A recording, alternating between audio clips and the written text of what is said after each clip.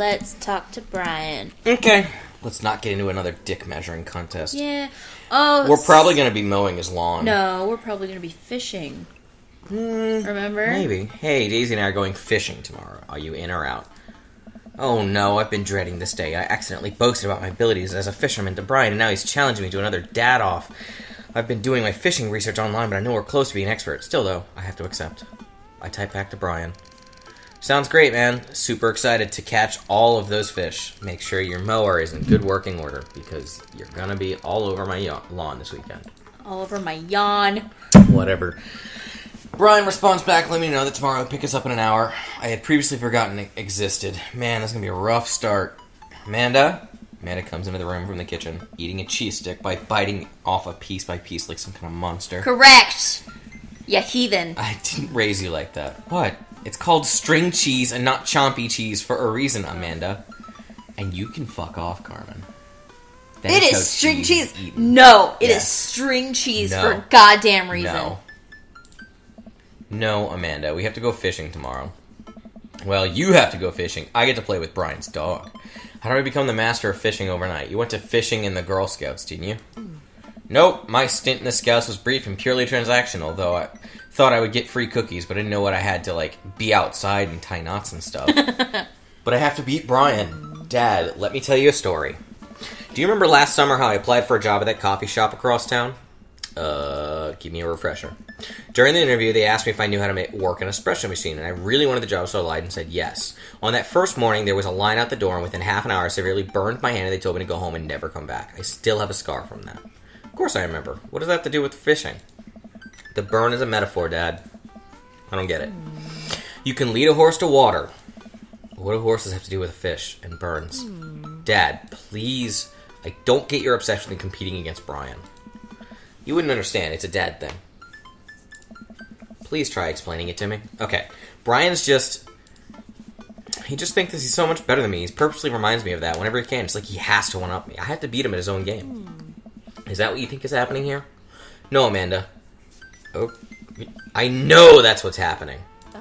Alright, Pops. We should both be getting some sleep. See you in the morning.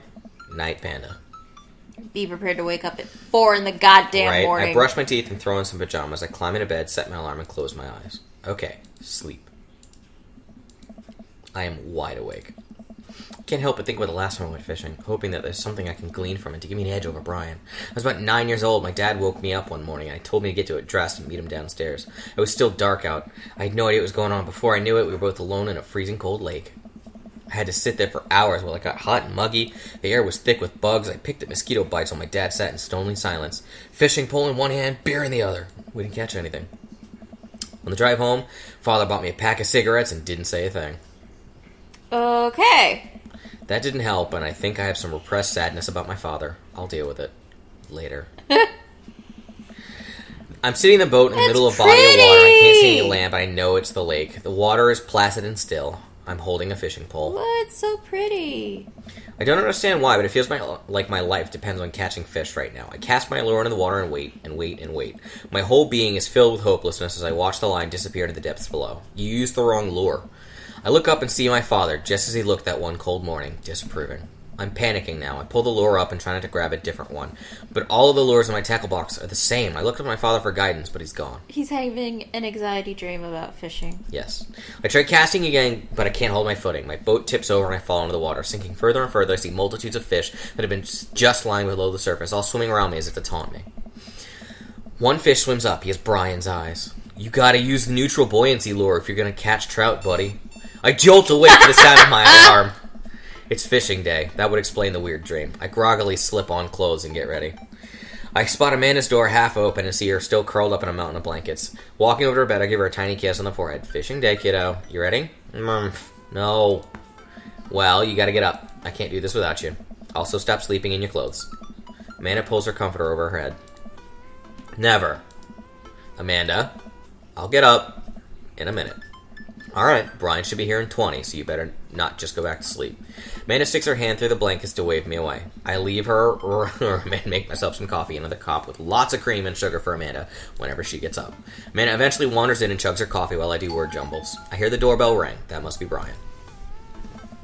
Still rubbing our eyes, we walk outside to see Brian. He's decked out in fishing gear. Daisy's falling asleep next to him. Early bird gets the worm, buddy. You ready to fish? I was born ready. My eyes narrow in on Brian. It's a good day to die. Hop on in, guys. Let's get this fishing party started. I walk over to the driver's side door and open it. Woof, woof! Brian's dog immediately hops into the driver's seat, wagging his tail furiously. Can I see your license, sir? Maxwell, let Atticus sit. Maxwell obediently hops into the back to cuddle with Daisy. Amanda settles in next to Maxwell and Daisy and immediately falls asleep. You ready for an adventure? I'm ready for glory. For glory! I struggle to stay awake as we drive to the outskirts of town. Country music plays quietly from the radio as I watch Nope, this date is already over. Right. You had me at the 5 o'clock in the morning, but country music is too far! So, where are we headed? It's about an hour north of here. A little Oh, God! Since I was a kid. My dad used to take me all the time. I don't think anyone else knows about it. I brought everything we need, so we need to catch some trout, have a nice little fire, and enjoy the nature. My fishing pole is in the shop, getting it tuned up. Do you maybe have an extra I could borrow? But of course, it's probably not as nice as it sounds like yours is, though. Right. I'm digging a hole here. I stare out at the forest lining the highway. The sun is just barely over the horizon, scattering dusky pink lights through the trees. For a split second, I spot a deer grazing on the side of the road before it leaps back into the brush. It almost sounds pretty. Right. But it's morning. And it's country. After a nice quiet drive, Brian eventually tells me to pull off the highway and onto a dirt road. The car bumps along until we reach a clearing that opens up to a magnificent lake. Well, here we are. I step out of the car and help Brian unload our gear as Maxwell runs around barking. The kids wake up and wander to the shore where Daisy tries to teach Amanda how to skip rocks. Brian and I carry the tackle boxes and cooler down to the edge of the lake where he has a canoe waiting. The one she won. Ah, great. Still in one piece. Hold on, help me out with Maxwell. I help Brian place a tiny dog-sized life vest onto Aww. Maxwell. Woof, woof. Cute. All right, your turn. Brian hands me a lime green life vest. What are we responding Why with? did you slowly What are we turn to responding me? with? Where are we going with this? What am I doing? I'm your narrator. You have to help me narrate. Make decisions, Carmen. If I fall in, I'm counting on you to rescue me. Suit yourself. He likes being the dominant one. Apparently, yeah, I think he does. Brian turns to Amanda and Daisy. You kids want to fish? I'm good with just throwing rocks into the water. But Amanda you're hurls gonna scare a rock the in fish. the pond with gusto. Yeah, take that, water. Amanda, you're supposed to be skipping them. Is that what we're doing? Daisy, don't you want to fish? I think catching fish is kind of inhumane. We're going to explore in the woods and look at bugs and stuff. Alright, be safe. Don't go too far. Brian puts the life vest around himself and we all throw our coat into the canoe. Shh. They have extra large life vests. Most freshwater fish usually feed at dusk and dawn, which is why I had to get you up so early. Yeah, I know. That's pretty common fisherman knowledge, after all. Fishermen acknowledge that I am knowledgeable about. Still a gambling man? You know it. Let's see who can catch more fish. Oh, you catch more than one? Sounds easy enough to me. What's on the line? Besides all the fish I'm going to catch, obviously. I was thinking something a little more high stakes than mowing the lawn. Custody of our children? More than that. Let's say if I win, I get your weed whacker. Oh, no. Back out, dude. Back down. The Reach and Cut 3000. The cordless version? Oh, God. Jesus, that's the one. Shit, the Reach and Cut 3000 is state-of-the-art. My weed whacker's a prized possession, but there are those hard-to-reach branches at the back of the yard that have been begging for a pruning. Oh, my God, the dadding in this part. You're on. Damn it! Didn't even get to choose! We shake on. You're gonna lose. I know. Suddenly, I don't know how to fish. My foolish fatherly pride will one day be my undoing. One day. I watch as Brian this ties day. a lure and does some stuff I can't quite follow with his fishing pole. He casts into the lake. Oh boy, now I have to do that. I stare down at the tackle box and the pole in my hand. Put some bait on the hook. I fish a worm from the styrofoam container. It's slippery, but I think I can get onto the hook. If I just focus. God, I'm bleeding. Oh God, the blood's everywhere. The worm is not on the hook. Need some help? No, I meant to do that. The blood attracts the fish. They can smell it up to a mile away, you know. I think that's sharks. No, it's definitely fish. Now what? Perform the fish baiting call! If we're, Tie we're a trying knot. to do well. I know how to fish, actually, so... Do you? I do. I went fishing a few times. Nice. I Yep. would never touch the worm. I would never touch the... I would do everything else. I could take the fish off the hook. I would never touch the worm. I look over to Brian. He doesn't seem to be paying attention. Let's cast this sucker. I pull my rod back and launch the lure as hard as I can. Uh-oh. And the lure flies off the line of sails far, far away, landing in the lake with a loud sploosh. Sorry, I judged the wind speed wrong. Cold air drives the pressure down. Ha! Go ahead and take my pole. I know it's hard switching to a new pole you're not used to. I'll fix up another lure. Brian hands me his pole with a smile. I just sit there, feeling like an idiot. I mean, that part. Catch some fish, my Carmen. God! I gotta sit up! Fishing around here is easy. They group up. All you gotta do is line up 3 of them in the same species, and you're reeled them in. Mean to match 3 of the same species? I can't tell them apart. Jesus. I can't. Match 3 fish, Carmen. No! They all look the same! You're running out of time. They all look the same. They all look the same. Oh, there's a... Okay. Match of the day. Nice. I'm so stressed out. I'm so stressed out. It's an interesting twist on the match 3 formula. Yes, it's a standard match 3 game, but the fact that the things you're matching intentionally look very similar is funny in a good way. I like that a lot, actually. You're doing good, though. Am I winning yet? Just keep doing it. You got another minute. Oh, God. Oh, Just God. don't slow down. Oh, God. There's 3 at the bottom you can get. The Where? bottom left, up 1 row, to the right. Go. Do it. There. Sorry, I won't do that again. It's too hard to explain it to you, because they do all look the same. They all look the same! Oh, to the right God! One. To the right. Oh, that works, too. It was still 3. Oh, God! Oh, God! Salmon in there. You the salmon? got 30 seconds, babe. Ooh, I see it. Do something. There's one. Where? Down the center, right there to the right. Go to the right. Go to the right with that. Go to the right with the one you had. No, the other way. Other way. That one. What? Don't tell me these things. Click. You're running out of time. You got 18 seconds. Just keep going. I'm sorry. I fucked you up. Yeah, you did. I don't know. Shut up, Brian. I don't know. I can't see anything. You're in my You have 5 seconds, Carmen. You better do something. 2, 1. There, you got a combo. Ah! Don't help me! You fucked me! Wow, this is tougher than I thought. I look over to Brian, who's smiling and obviously enjoying his time out here on the lake. Hey, I got some goddamn fish, okay? I will crush him. Suddenly, the fishing pole jumps in my hand. I reflexively tug upward. I think I got something big. Tip of the pole dips down repeatedly and the line starts to run. Reel it in. I finally get to the fish right up next to the boat. It's a long, beautiful rainbow trout. Brian hands me a net.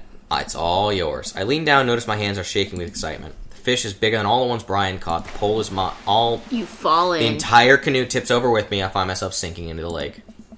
Should have taken the life vest. All of a sudden, I'm embraced under the wall. Oh, we didn't put on a life vest? No. What the fuck? That was stupid. Ah, Maxwell. You okay? Does that count as 1? Well, seeing as all of our fish are now swimming safely in the lake, I guess so. Brian laughs. Let's get you to shore. Brian and I flip the canoe back over and fill it with our now soaking wet gear. We row back to the shore with Maxwell. Once we get to the beach, Maxwell darts off into the woods. Hello. Brian takes his shirt off. Dots of lake water glisten in the sun across his strong back. Man, all that general contracting must have built that guy like an ox. Hello. I hope he doesn't notice me staring. I'm gonna get a fire going so we can dry off. Want to hand me yours? Yes, okay. I reluctantly take off my own shirt and toss it to Brian. I suddenly wish I had done more sit-ups in my life. Or any sit-ups at all, really. Another thing you've bested me in, stupid, sexy Brian. You might as well fry that shirt up. Seems like the only lunch we'll have here. The day's young. We can fish from the shore. Once Brian gets the fire going, I try and dry off my pants. Brian sets a couple lures out by the water's edge. We're probably going to have to put the kibosh on the competition for now. Until another day. My stomach growls. You hungry? Oh, I'm fine. Brian reaches into his cargo shorts and pulls out a few granola bars. I have a small child. I'm flushed with snacks. Brian joins me by the fire. I accept the cargo short granola. And now we're back to waiting. Where'd the girls get off to? Shouldn't they be back by now? I wouldn't worry about it too much. They're a couple of smart kids. That's what I'm worried about. They're too smart. They've probably established a small rural government by this point and installed themselves as leaders. I take a look around, the sun cresting the tree line, casting the entire lake in a warm golden glow. The forest seems to be coming alive now. Birds chirp in the distance. Wow, nature is beautiful. A mosquito bites me. I slap my neck and curse. Nature sucks. Here you go, bud. Brian hands me a bottle of bug spray. I begrudgingly take it and douse myself. Ugh, I've always hated how this stuff smells. Really? I've always kind of liked it. Reminds me of being outside. Maybe you and I have different sentiments on the outdoors. Maxwell comes bounding to me and a huge stick in his mouth. Drops at my feet and looks at me expectantly. Throw the stick! Throw the stick! Assert your dominance. Never treat the dog badly. He has handed you his tiny trust. Yes, he has. His tiny stick-like trust. It's very cute, though. Nice throw, Atticus. I turn away so he can't see me blush. Maxwell brings the stick back, clearly proud of himself. Good boy, Maxwell. You're a good and speedy boy. You're the world's best jump of fetch. It's time for the pets. What's the plan? Oh, God. Rub that belly!